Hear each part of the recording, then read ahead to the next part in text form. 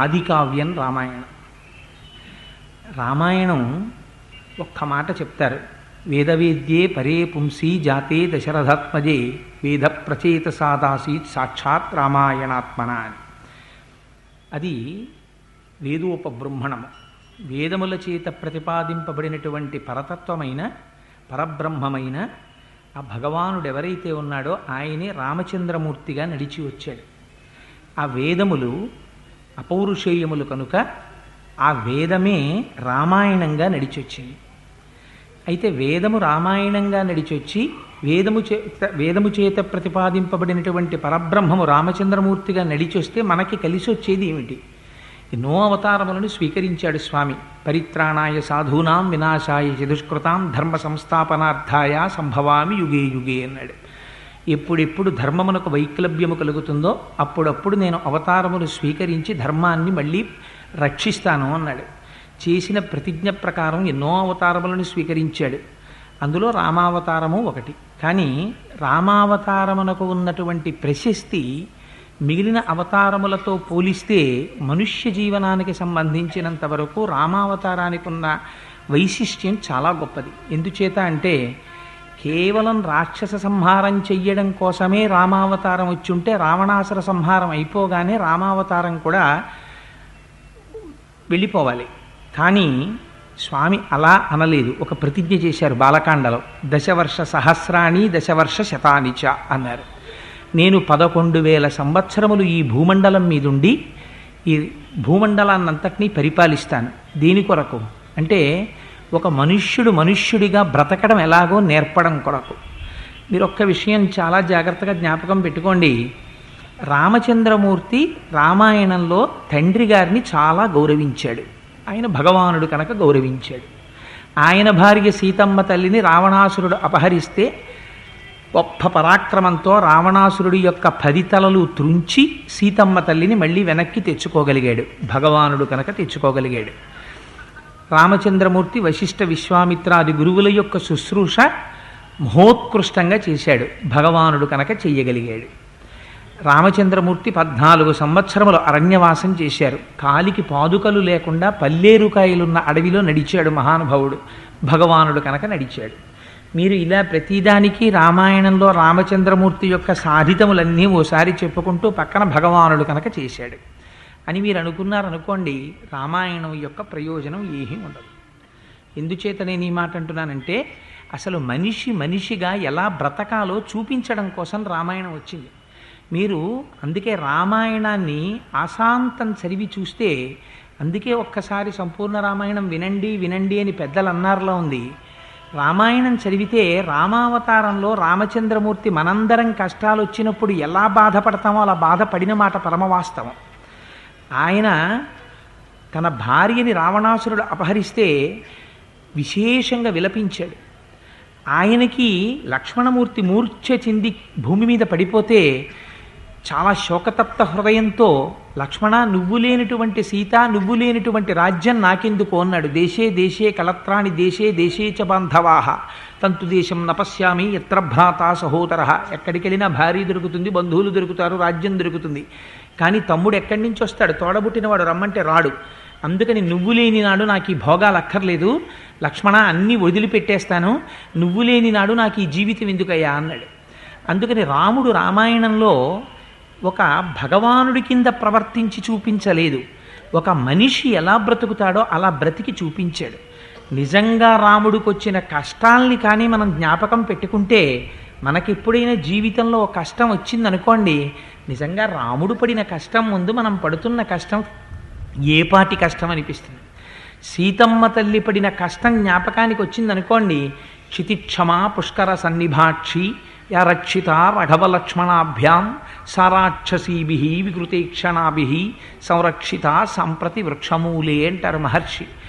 అంతటి తల్లి అయోనిజ దశరథ మహారాజు గారి పెద్ద కోడలు, రామలక్ష్మణుల చేత రక్షింపబడవలసినటువంటి తల్లి, ఎక్కడో అంతఃపురంలో ఉండవలసినటువంటి అమ్మ, అటువంటి తల్లి ఒక రాక్షసుడి యొక్క అంతఃపురం వెనకాతల ఉన్న ప్రమదావనంలో ఒక శింశుపావృక్షం కింద 10 నెలల పాటు చిరిగిపోయినటువంటి చీర కట్టుకుని జుత్తు ముడి కూడా వేసుకోకుండా తల్లి ఆ రోజున మట్టిలో పడుకుని అంత బాధపడిందంటే సీతమ్మ తల్లికి వచ్చినటువంటి కష్టం ముందు మనం పడుతున్నటువంటి కష్టాలు ఏపాటి. అంతటి కష్టంలో కూడా రాముడు విడిచిపెట్టనివి ఏవైనా ఉంటే రెండే. ఈ రెండిటినీ మాత్రం రాముడు ఎన్నడూ విడిచిపెట్టలేదు. అందుకే అది రామాయణం అయింది. ఆయనం అంటే నడక. కాలము ఉత్తరాయణము దక్షిణాయనము అని రెండుగా నడుస్తుంది. రెండు పాదములు లేవనుకోండి, రెండు కాళ్ళు లేవనుకోండి, ఆ నడక కుంటి నడక, సక్రమంగా నడవలేడు. అలాగే రామచంద్రమూర్తి నడకకి రెండు కాళ్ళు బాహ్యంలో ఉండేటటువంటి కాళ్ళు కావు. ఆయన సత్యాన్ని ధర్మాన్ని రెండింటినీ రెండు పాదములుగా పెట్టుకుని నడిచాడు. అందుకే ఏది పోనివ్వండి ఆయన లక్ష్య పెట్టలేదు, ఎంత కష్టం రానివ్వండి బెంగ పెట్టుకోలేదు. ఆయన విడిచిపెట్టనివి ఏవైనా ఉంటే సత్యము ధర్మము ఈ రెండిటినీ మాత్రం జీవితంలో విడిచిపెట్టలేదు. సత్యధర్మములను నమ్ముకున్న వాడిని ఆ రెండు ఎలా కాపాడతాయో రామాయణం మనకి చూపిస్తుంది. ఒక పక్క ఇంద్రజిత్ వేసినటువంటి బాణముల చేత కట్టపడి యుద్ధభూమిలో పడిపోతే ఎవరు ఆహ్వానించారని వచ్చాడు గరుత్మంతుడు ఆ రోజున. ధర్మాన్ని అనుష్ఠించినటువంటి వ్యక్తిని దైవం ఎలా కాపాడుతుందో, సత్యాన్ని పట్టుకున్నటువంటి వ్యక్తిని పరమేశ్వరుడు ఎలా రక్షిస్తాడో మనకి రామాయణం చూపిస్తుంది. అందుకే రామాయణం ఎంతకాలం ఉంటుందో, రామాయణం ఎంతకాలం చదువుకుంటామో, రామాయణం ఎంతకాలం వింటామో, రామాయణం పట్ల విశ్వాసం మనకి ఎంతకాలం ఉంటుందో అంతకాలం మాత్రమే మానవత్వం కూడా నిలబడుతుంది. మానవత్వం లేనినాడు మానవుడిగా జన్మించే ప్రయోజనం లేదు. బాహ్యంలో అనేకమైనటువంటి ఉపాధులు తిరుగుతున్నాయి. ఆ ఉపాధులతో పాటుగా ఇది కూడా ఒక ఉపాధి. కేవలం మనుష్య ఉపాధితో వచ్చినంత మాత్రము చేత ఒరిగేటటువంటి ప్రయోజనం ఏమిటి? కానీ ఈ ఉపాధిలో ప్రవేశించి వచ్చినందుకు ఒక మనిషిగా ఎలా బ్రతకాలో తెలుసుకోవాలంటే రామాయణం తప్ప వేరొక గతి మనకి లేదు. ఇందుచేత ఎన్నో ధర్మాలు ఉండొచ్చు, కానీ ఆ ధర్మాలన్నీ చదువుతుంటే ఏదో చెప్పారండి పెద్దల ధర్మాలు అనిపిస్తుంది. కానీ ఎన్ని ఆటుపోట్లు ఎదురైనా జీవితంలో ఆ ధర్మాన్ని విడిచిపెట్టకుండా నడిచినటువంటి ఒక మహాపురుషుడి యొక్క జీవితమే రామచంద్రమూర్తి యొక్క జీవితం. తను ఒక రాజారాముడిగా ఉండవలసి వస్తే సీతమ్మ తల్లిని పరిత్యాగం చేశాడు. ఒక తమ్ముడి దగ్గర ఎలా ప్రవర్తించాలో రాముడు నేర్పుతాడు. ఒక తండ్రి దగ్గర ఎలా ప్రవర్తించాలో రాముడు నేర్పుతాడు. ఒక గురువు దగ్గర ఎలా ప్రవర్తించాలో రాముడు నేర్పుతాడు. తన భార్య దగ్గర ఎలా ప్రవర్తించాలో రాముడు నేర్పుతాడు. ఒక మాట ఎలా మాట్లాడాలో రాముడు నేర్పుతాడు. ఒక మాట మాట్లాడితే ఆ మాటకి కట్టుబడడం ఎలాగో రాముడు నేర్పుతాడు. ఇది రామాయణానికి ఉన్నటువంటి గొప్పతనం. అందుకే మన పెద్దలైనటువంటి వారు రామాయణాన్ని ఎన్నడూ విడిచిపెట్టలేదు. ఎంతమంది కానివ్వండి, విశ్వనాథ సత్యనారాయణ గారు అంటారు రామాయణ కల్పవృక్షం రాస్తూ, మళ్ళీ అందరూ రాసిన రామాయణమే నేను రాయడం ఎందుకు అంటే, ప్రతి పూట తిన్నన్నమే మళ్ళీ ఎందుకు తింటున్నావు అంటే, అన్నం తినకపోతే ఉండలేవు కనుక. రామాయణం లేనినాడు అసలు మనిషికి జీవితమే లేదు. మనిషి జీవితాన్ని మనిషి జీవితంగా నిలబెట్టగలిగింది, మనిషిగా ప్రవర్తింప చేయగలిగింది సృష్టిలో రామాయణం ఒక్కటే. ఎక్కడ రామాయణం చెప్పబడుతుందో, ఎక్కడ రామాయణం వింటారో అక్కడక్కడ దేవతలందరూ వచ్చి వింటారు. కాదు కాదు, అన్నిటికన్నా గొప్ప విషయం, ఎత్ర ఎత్ర రఘునాథ కీర్తనం తత్ర తత్ర కృతమస్తకాంజలిం బాష్పవారి పరిపూర్ణలోచనం మారుతిం అవతరాక్షసాంతకం. ఎక్కడైనా రామాయణం వినపడితే చాల్ట, రామకథ వినపడితే చాల్ట, రామనామం వినపడితే చాల్ట, స్వామి హనుమ ఏదో ఒక రూపంలో వచ్చి కన్నుల వెంట నీరు కారిపోతుండగా పొంగిపోతూ అందరికన్నా ముందొచ్చి తెలియచ్చు తెలియకపోవచ్చు ప్రాంగణంలో ఎక్కడో ఒక చోట కూర్చుని కథాకాలక్షేపం పూర్తయిపోయిన తర్వాత వెళ్ళలేక వెనక్కి తిరిగి చూస్తూ కన్నుల నీరు కారుస్తూ పెడతారట. ఈశ్వరాంశ సంభూతుడైనటువంటి హనుమ ఎక్కడ పాదం పెట్టారో అక్కడ మంగళం జరిగి తీరుతుంది. ఎక్కడ రామనామం చెప్పారో అక్కడ మంగళం జరిగి తీరుతుంది. ఎక్కడ సీతమ్మ తల్లి యొక్క వైభవం కీర్తింపబడిందో అక్కడ మంగళం జరిగి తీరుతుంది. అంత పరమోత్కృష్టమైనటువంటి రామాయణాన్ని ప్రారంభం చేస్తూ బాలకాండలో ఒక అద్భుతమైనటువంటి శ్లోకంతో ప్రారంభం చేస్తారు మహర్షి. ఆయన అంటారు, తపస్వాధ్యాయ నిరతం తపస్వీ వాగ్విదాంవరం నారదం పరిపప్రచ్చర్ వాల్మీకిర్ మునిపుంగవం. అందులో అంటారు, తపస్వాధ్యాయ నిరతం రామాయణం ప్రారంభమవుతూ అందులో అంటారు, ఒకరు వేరొకరిని ప్రశ్న వెయ్యవలసినటువంటి సమయం ఆసన్నమైంది. ఎవరిని ప్రశ్న వెయ్యాలి? అంటే వాల్మీకి మహర్షి నారద మహర్షిని ప్రశ్న వెయ్యాలి. ఎవరిని ఎవరు ఎంత అందంగా ఇచ్చారో చూడండి. ఆ ఇవ్వడం తపస్వాధ్యాయ నిరతం తపస్వి వాగ్విదాంబరం నారదం పరిపప్రచ్చర్ వాల్మీకి మునిపుంగవం. నారద మహర్షిని ఉద్దేశించి పరిప్రశ్న వెయ్యడానికి సిద్ధపడుతున్నారట ఎవరు? వాల్మీకి. అసలు ఆ వాల్మీకి అనేటటువంటి మాటే చాలా ఆశ్చర్యకరమైనటువంటి పేరు. ఎందుచేత అంటే మనకి వాల్మీకి మహర్షి గురించి లోకంలో అనేకమైనటువంటి కథలు ఉన్నాయి.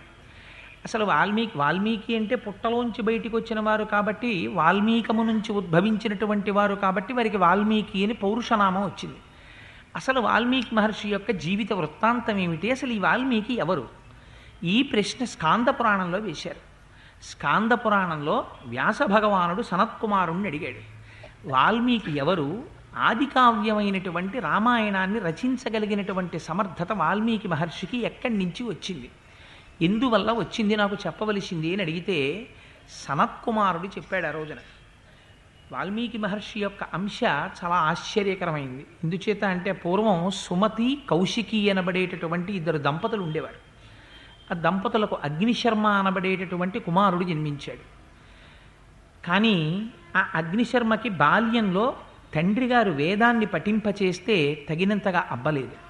సరే, అలాగే తండ్రి గారు కష్టపడి వేదం నేర్పుతున్నారు, ఆ అగ్నిశర్మ ఆ వేదాన్ని నేర్చుకుంటున్నాడు. సాధారణంగా బ్రాహ్మణులు ఆ రోజులలో ఒకరిచ్చేటటువంటి దానము చేత ధర్మము చేత జీవనం చేసేవారు. అది కూడా ఎంతో అవసరం పడితేనే దానం పట్టేవారు, లేకపోతే దానం పట్టేవారు కాదు. అటువంటి స్థితిలో ఆ రాజ్యమంతా క్షామం వచ్చింది. అసలే క్షామంతో అలమటించిపోతున్నటువంటి రాజ్యంలో దాన ధర్మాలు ఎక్కడి నుంచి జరుగుతాయి? అందుకని దాన ధర్మములు లుప్తమైపోతున్నాయని అగ్నిశర్మ తన భార్యని, తల్లిదండ్రులైనటువంటి సుమతి కౌశికిని తీసుకుని అరణ్యంలోకి ప్రవేశించి అక్కడ ఒక వటకుటీరాన్ని నిర్మించుకొని అక్కడ దొరికినటువంటి కందమూలాలు, తేనె మొదలైనవి తెచ్చుకుని జీవనం గడుపుతున్నాడు. కానీ వేదం తగినంతగా నేర్చుకున్నవాడు కాకపోవడం చేత, సాత్వికమైనటువంటి ప్రవృత్తి లోపించడం చేత ఆ అరణ్యంలో తిరిగేటటువంటి దారి దొంగలతో స్నేహం కుదిరింది. వారితో స్నేహం చేశాడు. వచ్చిపోయేటటువంటి వారినందరినీ వేధించి వారి దగ్గర ఉన్నటువంటి సొమ్ముని అపహరించడానికి అలవాటు పడ్డాడు. ఆయన ఒకనాడు అదృష్టం, అటుగా మహర్షులు వెళ్ళిపోతున్నారు. వెళ్ళిపోతుంటే ఆ మహర్షుల దగ్గరికి వచ్చి, వాళ్ళ దగ్గర ఏముంటాయి మహర్షుల దగ్గర? వాళ్ళు కట్టుకున్నటువంటి వస్త్రాలు, చేతిలో ఉన్నటువంటి బ్రహ్మదండం, కమండలం అవి ఉన్నాయి.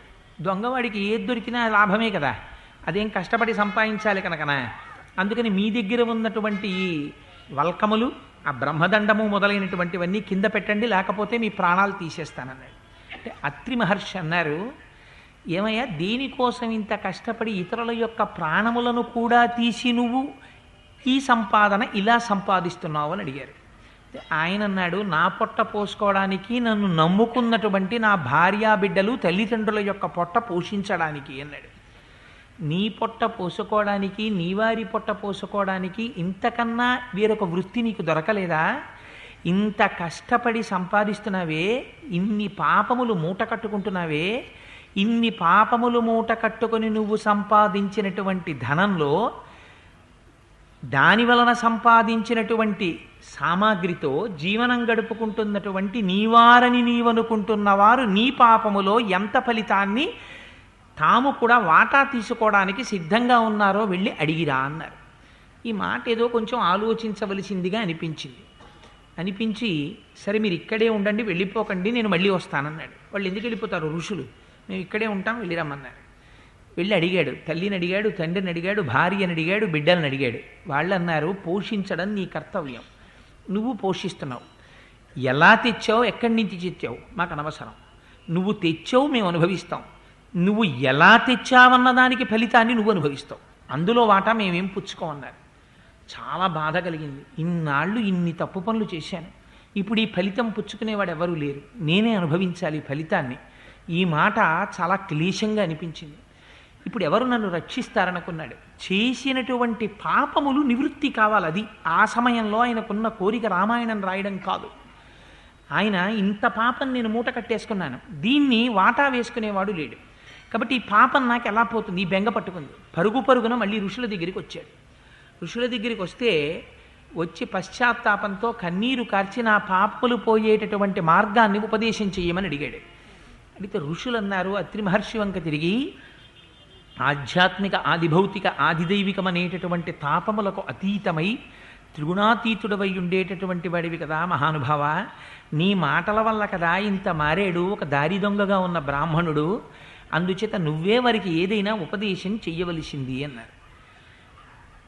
స్కాందపురాణంలో చెప్పిన విషయం వాల్మీకి మహర్షికి లేదా అగ్నిశర్మకి ఆ రోజున అత్రి మహర్షి ఏ నామమును ఉపదేశము చేయలేదు, కేవలము ఒక ధ్యానమును మాత్రమే ఇచ్చారు. నువ్వు అంతర్ముఖుడవై జ్ఞానమును పొందవలసింది, ధ్యానము చేయవలసింది అని చెప్పారు. ఆయన ధ్యానమునందు నిమగ్నుడయ్యాడు. ఈ మాట చాలా మీరు జాగ్రత్తగా గుర్తుపెట్టుకోవాలి. బాహ్య ప్రపంచంలో ఉండేటటువంటి విషయముల పట్ల అనురక్తి కలిగితే ఇంద్రియాలు విచ్చలవిడిగా తిరుగుతాయి. ఎప్పుడైతే ఇంద్రియాలు వెనక్కి తిరిగి ఒక లక్ష్యం మీద ఏకోన్ముఖమైపోయాయో అప్పుడు ధ్యాన నిమగ్నుడై ఉండిపోయాడు. ఋషులు వెళ్ళిపోయారు. 13 సంవత్సరాలు అయిపోయిన తర్వాత ఋషులు అదే బాటలో తిరిగి వస్తున్నారు. ఇంద్రియములన్నీ వెనక్కి తిరిగి ఒక లక్ష్యము మీద నిలబడిపోయి ధ్యానమగ్నుడై కూర్చుండిపోయినటువంటి అగ్నిశర్మ ఒంటి మీద పుట్టలు పట్టేశాయి. ఆ పుట్టలలోంచి విశేషమైనటువంటి తేజస్సు వెదజల్లుతోంది. ఆ తేజస్సు బయటికి వస్తుంటే చూశారు ఋషులు. చూసి చాలా ఆశ్చర్యపోయారు.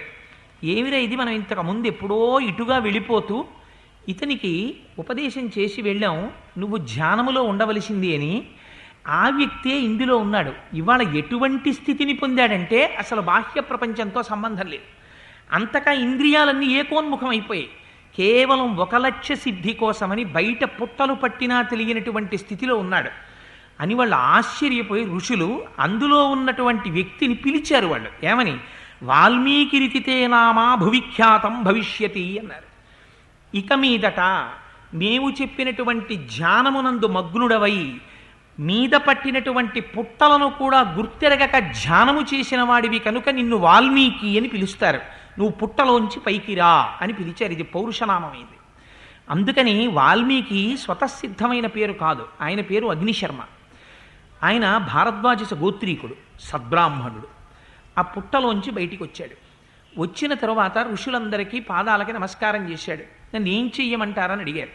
అడిగితే నువ్వు ఉత్తరాభిముఖుడవై వెళ్ళి భగవద్ధ్యానం చేయమన్నారు. ఆయన కుశస్థలీ మధాగమ్య సమారాధ్య మహేశ్వరం అన్నారు. కుశస్థలి అనబడేటటువంటి ప్రదేశానికి వెళ్ళి విశేషంగా పరమశివుణ్ణి ఆరాధన చేశాడు. పరమశివ ఆరాధన చేస్తే ఆయనకి కలిగినటువంటి ఫలితం ఏమిటో తెలుసా అండి? 3 మూర్తులకును 3 లోకములకు 3 కాలములకు మూలమగుచు భేదమగుచు తుదిక భేదమయ్యొప్పారు బ్రహ్మమనగ నీవే పాలనయన. ఒకే పరబ్రహ్మం సృష్టి స్థితి లయ చేసేటప్పుడు, సృష్టి చేసేటప్పుడు బ్రహ్మగా ఉంటుంది, స్థితి చేసేటప్పుడు శ్రీ మహావిష్ణువుగా ఉంటుంది, లయ చేసేటప్పుడు పరమేశ్వరుడిగా ఉంటుంది. అందుకని ఒకే పరబ్రహ్మాన్ని 3గా ఉంటుంది కనుక అపారమైన శివారాధన చేసినటువంటి ఫలితం చేత మహేశ్వరానుగ్రహంతో విష్ణు కథ చెప్పేటటువంటి అదృష్టాన్ని వాల్మీకి పొందాడు. విష్ణు కథ చెప్పడానికి ఉపదేశం చేసిన వారెవరు? బ్రహ్మగారు ఉపదేశం చేశారు. ఇప్పుడు వాల్మీకి ఎవరి అనుగ్రహాన్ని పొందాడు? త్రిమూర్తుల యొక్క అనుగ్రహాన్ని పొందాడు. చేసినది మహేశ్వరారాధన, పొందినది బ్రహ్మగారి యొక్క అనుగ్రహం, చెప్పినది శ్రీ మహావిష్ణువు యొక్క కథ. అందుకని ఈ ముగ్గురి యొక్క అనుగ్రహాన్ని పొందినటువంటి వాడు కనుక పౌరుషనామంతో ఆయన్ని వాల్మీకి అని పిలిచారు. అటువంటి అగ్నిశర్మ ఆ వాల్మీకి మహానుభావుడు ఆయన రామాయణాన్ని రచించవలసినటువంటి సమయం ఆసన్నమైంది. ఆసన్నమైతే బాలకాండలో మొట్టమొదటి శ్లోకాన్ని రచించారు. ఏమని?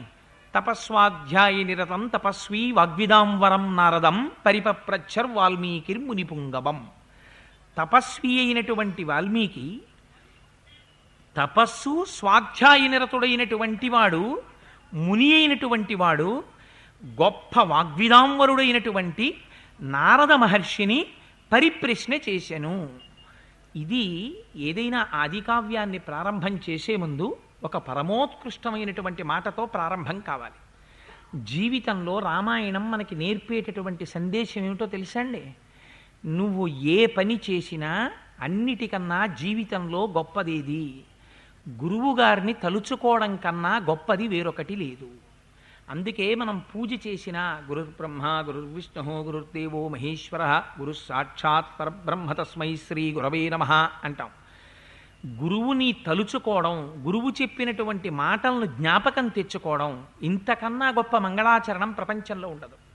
అందుకని తనకి గురువుగా ఆనాడు పరిప్రశ్న చేస్తే ఎవరు రామాయణాన్ని భాషింపచేశారో ఆ నారద మహర్షిని జ్ఞాపకం తెచ్చుకుంటున్నారు.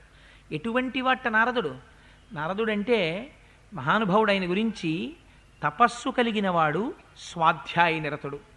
తపస్సు అంటే కృచ్ఛ చాంద్రాయణాది వ్రతములను ఆచరించి నిత్య నైమిత్తిక కర్మలను సక్రమంగా అనుష్ఠానం చేస్తూ ఈ శరీరమునకు ఉండేటటువంటి జ్ఞానేంద్రియ కర్మేంద్రియ సంఘాతము విషయ ప్రపంచం వైపుకి తిరగకుండా వాటిని వెనక్కి తిప్పి శరీరాన్ని జాగ్రత్తగా సాత్వికమైనటువంటి పదార్థము చేత మాత్రమే పోషించి ఆ ఇంద్రియములను భగవంతుడి వైపుకి తిప్పి నిరంతరము ఈశ్వరుడి గురించి తపించినటువంటి వాడెవరుంటాడో వాడు తపస్వి.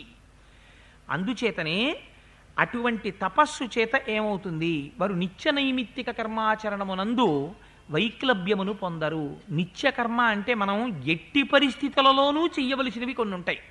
అది మీరు ఏ కారణం చేత ఆపడానికి వీలు లేదు. సంధ్యావందనం ఉంటుంది, సంధ్యావందనాన్ని మీరు ఏ కారణం చేత ఆపడానికి వీల్లేదు. మీరు క్షేత్రానికి వెళ్ళారు, కూర్చుని సంధ్యావందనం చేసుకోవలసిందే. మీరు ప్రయాణంలో ఉన్నారు, సంధ్యావందనం చేయవలసిందే. ఎక్కడ ఉన్నా సంధ్యావందనం మాత్రం చెయ్యాలి. దీన్ని నిత్యకర్మ అంటారు. నైమిత్తిక కర్మ అని ఉంటుంది. నైమిత్తికము అంటే ఒక్కొక్క పర్వదినం వస్తుంది. ఇవాల్టి రోజున ప్రమోత్కృష్టమైనటువంటి రోజు, గురువారంతో కూడుకున్నటువంటి పుష్యమాసంలో వచ్చినటువంటి ఏకాదశి దినం. ఇది చాలా గొప్ప రోజు. అందుకనే ఈరోజు రామచంద్రమూర్తి రామాయణాన్ని ప్రారంభింపజేశారు.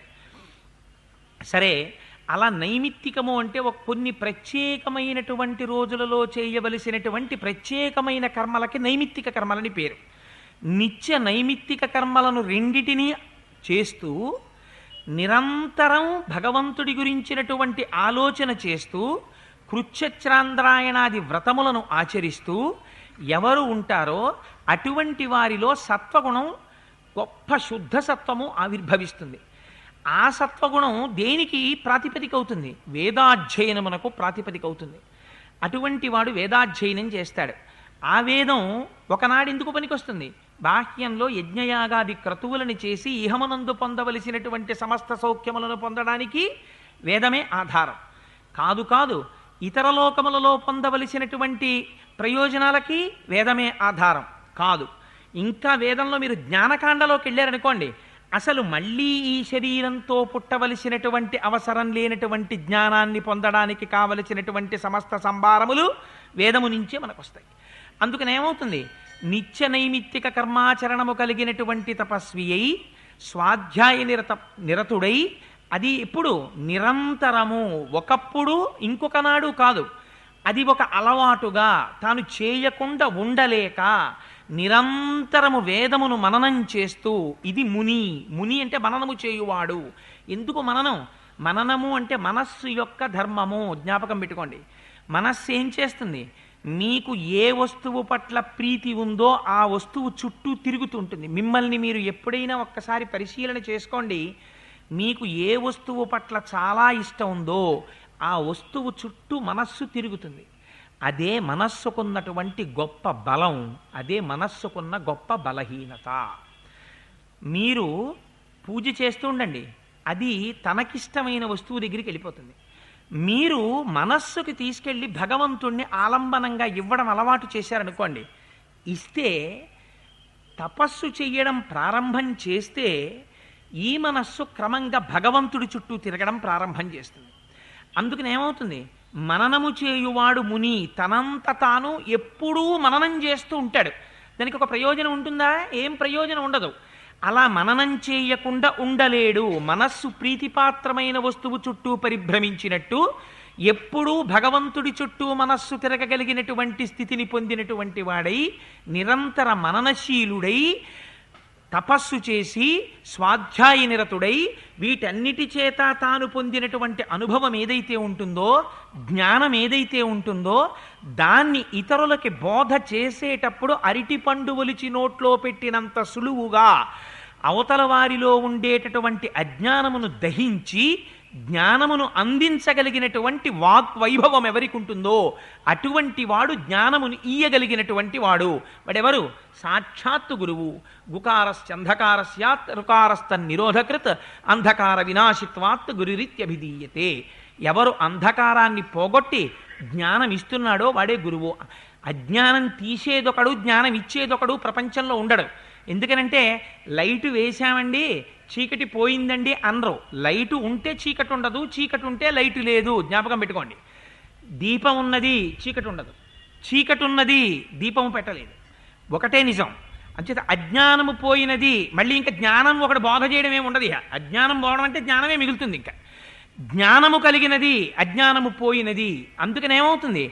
ఏ మహాపురుషుడి యొక్క దర్శనం చేత తనలో ఉండేటటువంటి అజ్ఞానము పటాపంచలైపోతుందో అటువంటి గురువుకి నారదుడని పేరు. అందుకని నారం దదాతి ఇది నారదః. ఎవరు జ్ఞానమును ఇస్తాడో ఆయన నారదుడు, ఎవరు అజ్ఞానమును ఖండిస్తాడో ఆయన నారదుడు. అటువంటి నారదుణ్ణి ప్రశ్న వేశారు ఎవరు? వాల్మీకి మహర్షి. అడగడానికి ఈయనకున్న అధికారం ఏమిటి? ముందు తన అధికారం చూసుకోవాలి. ఎప్పుడు పడితే అప్పుడు ఎవరిని పడితే వారిని ప్రశ్న వేయడానికి వీల్లేదు. ముందు తను కొంత అధికారాన్ని పొందాలి. ఆయన తపస్సు చేశాడు, వాల్మీకి అయ్యాడు. గతంలో పూర్వనామం అగ్నిశర్మ, ఇప్పుడైన నామం వాల్మీకి. ఎందుకని? కొన్ని సంవత్సరముల పాటు తపించాడు. ఇప్పుడు శిష్యుడిగా యోగ్యతని పొందాడు. ఇప్పుడు వెళ్ళి ఎటువంటి ప్రశ్న వేస్తున్నాడు? పరిప్రశ్నేన సేవయా. భగవద్గీతలో చెప్తారు, తద్విద్ధి ప్రణిపాతేన పరిప్రశ్నేన సేవయా. గురువుల దగ్గరికి వెళ్ళి ప్రశ్న వేసేటప్పుడు ఎలా పడితే అలా వెళ్ళి ప్రశ్న వేయడానికి వీల్లేదు. వారి దగ్గరికి వెళ్ళి ప్రణిపాతం చేసి భూమి మీద సాష్టాంగ నమస్కారం చేసి, అయ్యా నేను తెలుసుకోవడానికి అర్హత కలిగిన వాడను అని మీరు అనుకుంటే, మీరు నాకు కృప చెయ్యాలి అని అనుకుంటే, నాకు ఈ విషయంలో ఈ సందేహమును తీర్చవలసినది అని పరిప్రశ్న చెయ్యాలి. అందుకని పరిప్రశ్న చేస్తున్నాడు ఇవాళ వాల్మీకి మహర్షి. దేని గురించి అడుగుతున్నారు? అటువంటి నారద మహర్షి వస్తే ఇతర విషయాల గురించి ఎందుకు ప్రస్తావన చేస్తారు? దేని గురించి తెలుసుకోవాలో దాని గురించి అడుగుతున్నారు. దేని గురించి తెలుసుకుంటారు అటువంటి గురువు వచ్చినప్పుడు? పరబ్రహ్మమును గురించి ప్రశ్న చెయ్యాలి. ఒక గమ్మత్తైనటువంటి ప్రశ్నని ఇవాళ వాల్మీకి మహర్షి అడుగుతున్నారు నారదుణ్ణి. అందుకని వాగ్విదాం వరం. అడిగినటువంటి వాడు అడిగాడు, చెప్పగలిగినటువంటి వాడో గొప్ప సమర్థుడు. తన వాక్కుల చేత అడిగిన ప్రశ్నకి జవాబును చెప్పగలిగినటువంటి సమర్థుడైన వాడు కనుక, శిష్యుడిలో ఉన్నటువంటి సందేహాన్ని పటాపంచలు చేయగలిగినటువంటి వాగ్వైభవం ఉన్నవాడు కనుక, ఆనాడు నారద మహర్షిని వాల్మీకి మహర్షి ఒక ప్రశ్న వేశారు. కోన్వస్మిన్ సాంప్రదంలోకే గుణవాన్ కస్య వీర్యవాన్ ధర్మజ్ఞశ్చ కృతజ్ఞశ్చ సత్యవాక్యో దృఢవ్రతః చారిత్రేణ చ కోయుక్త సర్వభూతేషు కోహితః విద్వాన్ కః కస్సమర్థశ్చ కస్యైక ప్రియదర్శనః ఆత్మవాన్ కో జితక్రోధో ద్యుతిమాన్ కో ననసూయకః కస్య బిభ్యతి దేవాశ్చ జాత రోషస్య సంయుగే అని అడిగారు. స్వామి, నాకు ఒక్క ప్రశ్న ఉంది, మీరు దానికి కృప చేసి జవాబు ఇవ్వవలసింది అన్నారు. కోన్వస్మిన్ సంప్రదంలోకి. ఎంత గొప్ప మాట అడిగారో చూడండి. 16 గుణములు కలిగినటువంటి ఒక వ్యక్తి తెలియాలి నాకు. ఆ వ్యక్తి ఎప్పుడున్నవాడై ఉండాలి? ఎప్పుడో వామనావతారంలో వామనమూర్తికి ఉందండి, నరసింహావతారంలో నరసింహమూర్తికి ఉందండి, లేకపోతే ఫలానా అవతారంలో ఫలానా వారికి ఉందండి, అది కుదరదు. కోన్వస్మిన్ సంప్రదంలోకే, ఈ లోకములో ఇప్పుడే ఇక్కడే ఈ సమయమునందే ఉన్నవాడై ఉండాలి. నేను చూడడానికి అవకాశం ఉన్నవాడై ఉండాలి. ఈ కాలములో అంటే వాల్మీకి మహర్షి ప్రశ్న వేసినటువంటి సమయంలో ఉన్నటువంటి వ్యక్తి అయి ఉండాలి. కోన్వస్మిన్ సంప్రదంలోకే గుణవాన్, ఆయన గుణములు కలిగినటువంటి వాడై ఉండాలి. కస్య వీర్యవాన్. వీర్యవాన్ అంటే అపారమైనటువంటి పరాక్రమము కలిగినటువంటి వాడై ఉండాలి. ఎటువంటి పరాక్రమం? పరాక్రమం అంటే తనని తాను రక్షించుకుంటూ, శత్రువులు ఎంతమంది లెక్కకి అందనంతమంది శత్రువులు వచ్చి ఎదురు నిలబడినా అందరినీ చీల్చి చెండాడగలిగినటువంటి పరాక్రమము వైభవము ఎవరి దగ్గర ఉంటుందో వాడిని వీర్యవాన్ అని పిలుస్తారు. 14,000 మంది రాక్షసులు ఒక పక్క నిలబడ్డారు, రామచంద్రమూర్తి ఒక్కరు ఒక పక్క నిలబడ్డారు. దాశరథీశతకంలో గోపరాజు గారు అంటారు, బండన భీముడు అర్థజన బాంధవుడు ఉజ్వల బాణతూణ కోదండ కళాప్రచండ భుజతాండవ కీర్తికి రామమూర్తికిన్ రెండవ సాటి దైవమిక లేడనుచున్ గడకట్టి భేరికా డండ డడాండ డాండ నినదంబుల జండము నిండమత్త వేదండము నెక్కి చాటెదను దశరథీ కరుణాపయోనిధి అంటారు. మీరు ఈ ప్రశ్న వేసేటప్పుడు ఒక విషయాన్ని జ్ఞాపకం పెట్టుకోండి. మీ మనస్సులో రామచంద్రమూర్తి భగవానుడు అన్న అభిప్రాయాన్ని కొంచెం సేపు పక్కన పెట్టి ఆలోచించండి. ఆయన అడుగుతున్నది ఒక మనుష్యుడి గురించి అడుగుతున్నారు వాల్మీకి మహర్షి. ఒక మనుష్యుడై ఉండాలి, ఆయన గుణవాన్, గుణములతో కూడినటువంటి వాడై ఉండాలి, వీర్యవాన్, చేతిలో కోదండం పట్టుకోవాలి. శ్రీ మహావిష్ణువు సుదర్శన చక్రాన్ని ప్రయోగించినట్టు అలవోకగా సుదర్శన చక్రాన్ని ప్రయోగించి రాక్షస సంహారం చేసేటటువంటి వాడు కాకూడదు. తాను కూడా అలిసిపోవాలి, తన మీద కూడా బాణములు వచ్చి పడాలి, తన వక్షస్థలమునకు కట్టుకున్నటువంటి కవచము కూడా పిట్లిపోవాలి, తన ఒంటికి బాణములు తగిలి నెత్తురు ఏరుగా పారాలి, అవసరమైతే భూమి మీద పడిపోవాలి. ఇంత జరిగినా లక్ష్య పెట్టకుండా శత్రువుల్ని కొట్టగలగాలి, తన కార్యాన్ని సాధించుకోగలగాలి. చేతిలో కోదండముండగా ఎదురుగుండా ఉన్నటువంటి శత్రువుల సంఖ్యతో నిమిత్తం లేదు. దీపం మీద పడినటువంటి దీపపు పురుగుల్ని కాల్చినటువంటి దీపంలా శత్రువుల్ని తుదముట్టించగలిగినటువంటి అప్రమేయమైనటువంటి పరాక్రమం ఉన్నవాడై ఉండాలి. అటువంటి వాడున్నాడా? ఇది వీర్యవాన్. గుణములున్నవాడున్నాడా? కళ్యాణ గుణములున్నవాడు వీర్యవాన్. కోన్వస్మిన్ సాంప్రతంలోకే గుణవాన్ కశ్య వీర్యవాన్ ధర్మజ్ఞశ్చ. అపారమైనటువంటి పరాక్రమం ఉంది, కానీ ధర్మం పాటించాడు. ఎందుకని? అదే కాలమునందు రావణాసురుడు ఉన్నాడు. ఆయన పౌరుష పరాక్రమాలు కూడా ఏం తక్కువ కావు, కానీ ధర్మం పాటిస్తాడా? పాటించడు. ఇహ సంతో నవాసంతి తతో వా నానువర్తసే తథాహి విపరీతాతే బుద్ధిరాచారవర్జిత అని అడిగింది రామాయణంలో సుందరకాండలో సీతమ్మ తల్లి. వాడికి తెలియదా? తెలుసు కానీ ఆచరించడు. అందుకని ధర్మం అంటే ఏమిటి? శాస్త్ర విరుద్ధము లోక దూష్యం, శాస్త్ర దూష్యము లోక విరుద్ధము కానిది ఏది ఉంటుందో దాన్ని ధర్మం అని పిలుస్తారు. ధర్మజ్ఞశ్చ అన్నారు, చకారం వేశారు. ధర్మము అధర్మము రెండూ తెలిసి ఉండాలి. ఎందుకు తెలిసి ఉండాలి? అధర్మం తెలిస్తే అధర్మాచరణము చేస్తున్నటువంటి వ్యక్తిని దిద్దుబాటు చేయడానికి ప్రయత్నం చేస్తారు. లొంగనప్పుడు నిగ్రహిస్తాడు. నిగ్రహించడానికి పరాక్రమం ఉండాలి. ధర్మం యొక్క స్వరూపం తనకి తెలిసి ఉండాలి. అందుకని ధర్మాధర్మముల యొక్క రెండింటి స్వరూపము తెలుసున్నవాడై ఉండాలి. ఆ ధర్మం గురించి విశేషమైనటువంటి అవగాహన కలిగినటువంటి వాడై ఉండాలి. అటువంటి వాడై ఉన్నాడా ఎవరైనా? అందుకని వీర్యమున్నవాడై ఉండాలి. ధర్మజ్ఞశ్చ కృతజ్ఞశ్చ. ఇంత ధర్మం తెలుసున్నా, ఇంత వీర్యవంతుడైనా చేసిన ఉపకారమును మరిచిపోనివాడై ఉండాలి. చిన్న ఉపకారం ఎవరైనా చేశారా? ఎంతవారండి మీరెంతవారండి అని కృతజ్ఞత ప్రకటించగలగాలి. అందుకే మీకు రామాయణంలో శృంగిబేరపురము అని పేరు దానికి. గుహుడు పరిపాలించినటువంటి నగరానికి. శృంగిబేరపురం అంటే ఏమిటో తెలుసా అండి? దారుణాతి దారుణమైన కృత్యములు చేసేటటువంటి స్థలము అని పేరు. ఎందుకని అంటే శృంగిబేరపురంలో గుహుడు ఏం చేస్తాడంటే లేళ్ళు, జింకలు మొదలైనటువంటి వాటి బొమ్మలు తీసుకొచ్చి పెడతాడు. పెడితే ఆ చుట్టుపక్కల ఉన్న లేళ్ళు, జింకలు చూసి మన జాతికి చెందిన జంతువులే ఇక్కడ ఉన్నాయని పరిగెత్తుకుంటూ వస్తాయి. వస్తే అప్పుడు వాటిని వల వేసి పట్టుకుంటాడు. పట్టుకుని వాటిని సంహరించి వాటి మాంసం తిని వాటి చర్మాన్ని ఉత్తరిస్తాడు. అంత క్రూరమైన దృష్టితో పనిచేసేటటువంటి వాడున్నాడే, అటువంటి గుహుడు రామా నేను నీవాడనయ్యా అన్నాడు. రాముణ్ణి ప్రేమించాడు. ప్రేమించినంత మాత్రం చేత తనకి పట్టాభిషేకం జరుగుతుంటే నాకు తగిన దీటైన స్నేహితుడయా గుహుణ్ణి తీసుకురా అని హనుమని పంపించారు. అందుకని కృతజ్ఞశ్చ, చిన్న ఉపకారం చేస్తే మరిచిపోకుండా జ్ఞాపకం పెట్టుకుని, ఇంత పరాక్రమం తనకున్నా చిన్న ఉపకారం ఉంటే దాన్ని తలుచుకుని గుర్తుపెట్టుకుని పొంగిపోయేటటువంటి మనస్తత్వం ఉన్నవాడు ఉన్నాడా ఈ ప్రపంచంలో? కోన్వస్మిన్ సాంప్రతంలోకే గుణవాన్ కశ్య వీర్యవాన్ ధర్మజ్ఞశ్చ కృతజ్ఞశ్చ సత్యవాక్యో దృఢవ్రతః. సత్యవాక్యో, ఎంత కష్టమే రానివ్వండి, తనొక్క అసత్యం చెప్పాడా తప్పుకోవచ్చు, కానీ చెప్పడు. ఎందుకు చెప్పడు? ఇప్పుడు ఈ అసత్యం చెప్తే నేను ఈ కష్టంలోంచి బయట పడిపోవచ్చు, కానీ ఇది కాదు నాకు రక్షణ. నేను ఇప్పుడు సత్యమే చెప్పి కష్టమే వచ్చినా శాశ్వతముగా నన్ను సత్యము రక్షిస్తుంది. ఎందుకని? నువ్వు అసత్యం చెప్తే రక్షింపబడడం నీ కంటి ముందు కనబడుతోంది. సత్యం చెప్పి కష్ట